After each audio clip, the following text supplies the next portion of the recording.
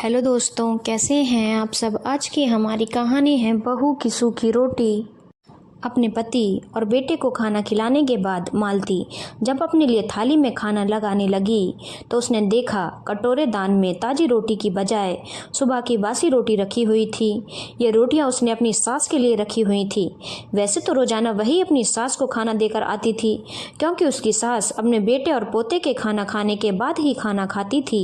परंतु आज कटोरे दान में अपने लिए ताज़ी रोटियां न देखकर आश्चर्यचकित होकर अपने बेटे सूरज से बोली, सूरज, मैंने कटोरे दान में अपने लिए ताज़ी रोटियां बनाकर रखी थी, वह कहाँ गई। यह सुनकर सूरज मासूमियत से बोला, मम्मी, वह ताज़ी रोटियां मैंने दादी को खिला दी और बासी रोटियां आपके लिए रख दी, ताकि आपको भी बासी रोटी खाने की आदत पड़ जाए, क्योंकि मैं नहीं चाहता कि बासी रोटी खाते हुए आपकी आंखों में आंसू आए। मैंने जब दादी माँ को बासी रोटी खाते हुए देखा तो मेरी आंखों में आंसू आ गए। बासी रोटी खाते हुए उनकी आंखों में आंसू आ गए थे, क्योंकि सुबह की रखी हुई बासी रोटी सूखकर इतनी मजबूत हो गई थी कि उनसे खाई नहीं जाती। उनके मुंह में दांत और दाढ़ तो है ही नहीं जिससे वे रोटियों को तोड़कर चबा लें। जब वे उन रोटियों को मसूड़ों से चबाने की कोशिश करती हैं तो उनके मसूड़ों में दर्द होता है, जिससे उनकी आंखों में आंसू आ जाते हैं। मैं नहीं चाहता कि बुढ़ापे में बासी रोटी खाकर आपकी आंखों में भी आंसू आए, इसीलिए मैंने ताज़ी रोटियां दादी को खिला दी और बासी रोटियां आपके लिए रख दी, ताकि आपको भी अभी से बासी रोटी खाने की आदत पड़ जाए। मम्मी, क्या करूं, आपका बेटा हूं, जैसा आप करेंगी मैं भी तो आपको देखकर वैसा ही करूंगा ना। सूरज की बात सुनकर मालती दुखी होकर बोली, मैं तो तुम्हें रोजाना ताज़ी रोटी खिलाती हूँ, तुम मुझे बासी रोटी खिलाओगे। मम्मी, दादी भी तो पापा को ताज़ी रोटियां बनाकर खिलाती थी।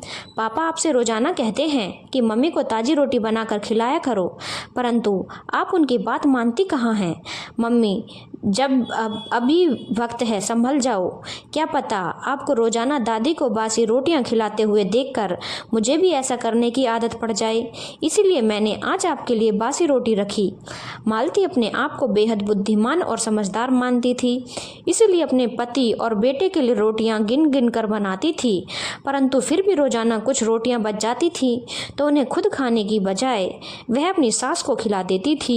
उसकी सास बेहद सीधी सादी थी, घर में कोई कलेश ना हो, इसीलिए वह अपने बेटे से बहू की शिकायत भी नहीं करती थी। परंतु एक बार रात के समय जब वह रोटी खा रही थी तो रोटी खाते हुए उनकी आंखों में आंसू आ गए थे। सूरज उस वक्त वहीं पर खाना खाकर खेल रहा था। अपनी दादी की आंखों में आंसू देखकर उसे बहुत बुरा लगा। उसने बासी रोटियां ले जाकर कटोरे दान में रख दी और ताज़ी रोटियां लाकर अपनी दादी को खिला दी।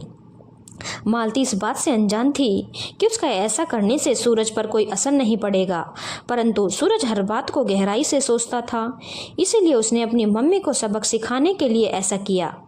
मालती शर्मिंदा होकर सूरज से बोली, बेटा, आज के बाद मैं ऐसी गलती कभी नहीं करूँगी। इससे पहले कि तुम्हें मुझे देखकर बुरी आदत पड़ जाए, इसीलिए मैं आज से ही इस आदत का त्याग करती हूँ। कल से सासू माँ को भी मैं गर्मा गर्म रोटी बनाकर खिलाया करूँगी। फिर वह अपनी सास से बोली, मम्मी जी, माफ़ कर दो मुझे, आज के बाद मैं कभी आपके साथ ऐसी गलती नहीं करूँगी। यह कहते हुए उसने रोते हुए अपने दोनों हाथ जोड़ दिए। तब मालती की आंखों में आंसू देखकर उसकी सास बोली, मैंने तुझे माफ़ कर दिया। भाग्यवान है तू जो तुझे ऐसा बेटा मिला है जो किसी की आंखों में आंसू नहीं देख सकता, नहीं तो तुझे भी आने वाले समय में बासी रोटी खानी पड़ती। अपनी सास की बातें सुनकर मालती ने शर्मिंदगी से अपने नेत्र झुका लिए थे। यह एक सत्य घटना पर आधारित कहानी है। बहुत से लोग सोचते हैं कि बच्चे बेहद सीधे सादे होते हैं, किसी बात पर ध्यान नहीं देते, परंतु आजकल के बच्चे बेहद बुद्धिमान और तेज तर्रार होते हैं।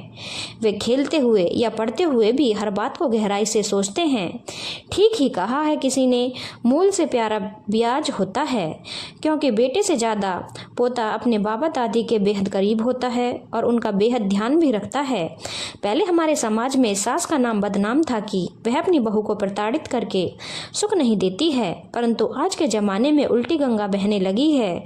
अब बहू सास को दुखी रखने लगी है, यह जानते हुए भी कि जो दुख सुख आज वह अपनी सास को दे रही है, कल को वह दुख उन्हें भी तो मिल सकता है। काश सास बहू का रिश्ता प्रेम से भरा होता तो कितना अच्छा होता ना। मन में एक दूसरे के प्रति कड़वाहट होती ना, एक दूसरे के प्रति सम्मान कम होता। धन्यवाद दोस्तों। अगर आपको कहानी अच्छी लगी हो तो चैनल को लाइक, शेयर और सब्सक्राइब करना ना भूलें।